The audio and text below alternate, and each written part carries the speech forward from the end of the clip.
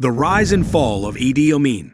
With self-given sophisticated titles such as Conqueror of the British Empire and Al-Haji, it is not surprising that Idi Amin, the Butcher of Uganda, often places top of the list of the most ruthless African dictators to ever exist. General Amin, a former army officer in the British colonial army, ruled the small landlocked East Central African nation of Uganda from 1971 to 1979. He came to power after overthrowing President Milton Obote.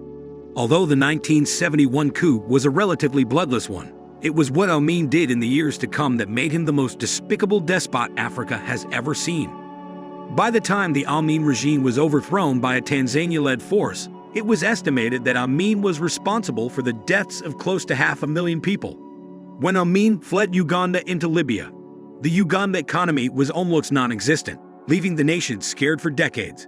In this video, we will be revealing how Idi Amin, who started as a chef in the British Army, rose to become Africa's most ruthless dictator. Birth and early military career.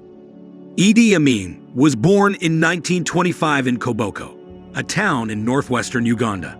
His father and mother were from Kakwa and Lebbar, respectively. At around the age of 20, Idi Amin was listed in the King's African Rifles.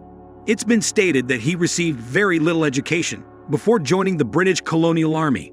He was part of the men that fought to quell the Shifta rebels in Somalia in 1949. He was also part of the British Army that fought against the Mau Mau rebels in Kenya between 1952 and 1956. Rise in the military and the coup of January 1971.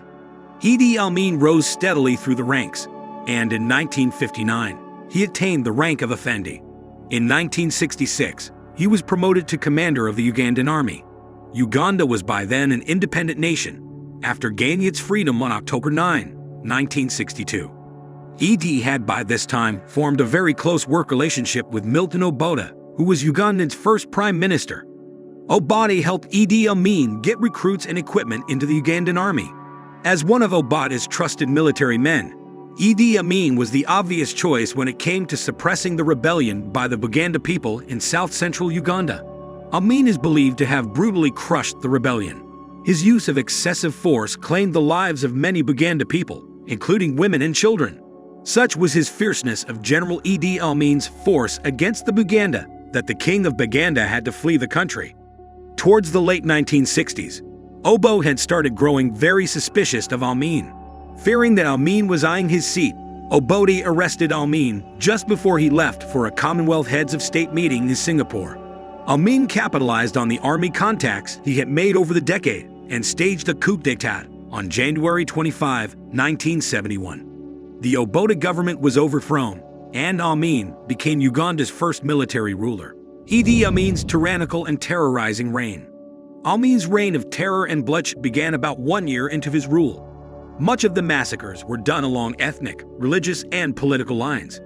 He was quick to eliminate the last remnant of Milton Obote loyalists in the civil and public service. The likes of Acholi and Lango, tribes that were loyal to Obote, suffered a similarly gruesome fate. Amin also targeted Christian tribes that had supported the Obote regime, imprisoning and killing scores of people. He maintained an iron grip on the whole of Uganda by instilling fear in the general population. His security agents, those from the Public Safety Unity and the State Research Bureau, acted as spies, fishing out people that were the slightest threat to Amin's rule. It was not until Idi Amin's 1972 expulsions of all Indian and Pakistani citizens that the international community started taking the threat posed by Amin seriously.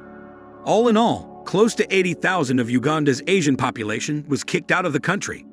Their businesses and other property holdings were confiscated by the Amin regime. With many of the foreign expatriates fleeing Uganda, the national economy took a nosedive. The Entebbe Airport rescue. On June 27, 1976, an Air France flight bound for Paris was hijacked by the Popular Front for the Liberation of Palestine. Idi Amin received the hijackers and the hijacked plane with open arms. To show his defiance of international norms and solidarity, the dictator Amin even armed the hijackers. Amin and his generals received the biggest embarrassment of their lives when a group of Israeli-trained forces stealthily broke into the airport and freed the hostages. Not wanting to eat humble pie, Amin executed all the airport officials that aided the Israeli commandos' rescue plan. Amin also killed several Kenyans that were implicated in the Entebbe airport rescue. It was also claimed that General Amin had a hand in the death of an old British hostage that was receiving treatment at a hospital close to the airport. The fall of Idi Amin. As more and more extrajudicial killings occurred, and as the economy got worse and worse, Amin's support among the soldiers began to shrink. Skirmishes and sporadic mutiny became the order of the day. Some of the mutinied soldiers were given safe haven across the Ugandan border in neighboring Tanzania. As a result of this, Amin and then Tanzanian President Julius Nyerere locked horns. The eccentric and ruthless dictator Amin accused Tanzania of fomenting trouble in Uganda in order to destabilize Uganda. In November 1978, Amin marched his Ugandan army to the Ugandan border with Tanzania and annexed a large chunk of the Kagera salient. Less than a month later, the Tanzania army, aided by mutinied Ugandan soldiers and exiles, was able to push out the Ugandan forces from the area, taking back full control of the territory. This military defeat at the border region proved a huge blow to Amin's forces. Tanzania rightly judged that Amin appeared unhinged, and so they decided to liaise with exiled Ugandan soldiers to topple Amin. On April 11, 1979, Idi Amin's forces and his loyalists were overrun and surrendered to Tanzania. After Kampala fell, Idi Amin fled to Libya, where he was received by fellow dictator Muammar Gaddafi. Following the overthrow of Idi Amin, Yusuf Lule, a professor and the chairman of the Uganda National Liberation Front, was sworn in as president in April 1979. At the beginning of 1977, while Amin was still in power, but after his final break with the UK, Martin Newons, the experienced head of the FCO's East Africa desk, distributed what the Foreign Office calls a to think piece, titled Dealing with Amin. This goes some way to explaining British diplomatic thinking, as well as wider Western attitudes towards him. Newons wrote, "What manner of man is he? Theories, even books, abound. It is perhaps easier first to say what he is not. He is definitely not a joke." Amin would later make his way to Saudi Arabia, claiming asylum from Riyadh. The egomaniac Amin, the man who once described himself as the conqueror of the British Army and lord of all beasts on earth, died of kidney disease in 2003. On 19 July 2003, Amin's fourth wife, Nalongo Medina, reported that he was in a coma and near death at the King Faisal Specialist Hospital and Research Center in Jeddah, Saudi Arabia, from kidney failure. The legacy of Idi Amin. Idi Amin liked humiliating Westerners. He ridiculed Wazungu and taunted their godly powers.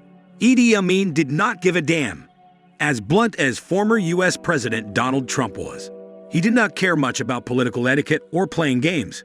Alas, there could have been a sense of empowerment had this man not killed thousands of his own people. For instance, there was a speech he made in Kiswahili, telling African Americans to learn the language and that he was ready to teach it. Fantastic idea, as during his time African Americans were really into Kiswahili. Some of the militant leaders of the Black Panthers adopted Kiswahili names. Here is the bad part. Since Idi Amin's demise, Ugandans have not been so keen on Kiswahili. They are traumatized. Idi Amin's soldiers used Kiswahili. There is an association between terror, torture, murder, and the uncomfortable feeling of tyranny when Kiswahili is mentioned. Does the fact that a leader is black give him a ticket to be a hero and conqueror? Is there a real misunderstanding of Idi Amin? That his killing of 200,000 Ugandans, including some Tanzanian nationals in Uganda at the time of his rule, from 1971 to 1979, is a misrepresentation engineered by the Western media. What are your thoughts? Let us hear them in the comments section below. And sure to subscribe so you don't miss out on even more interesting videos. Thanks for watching.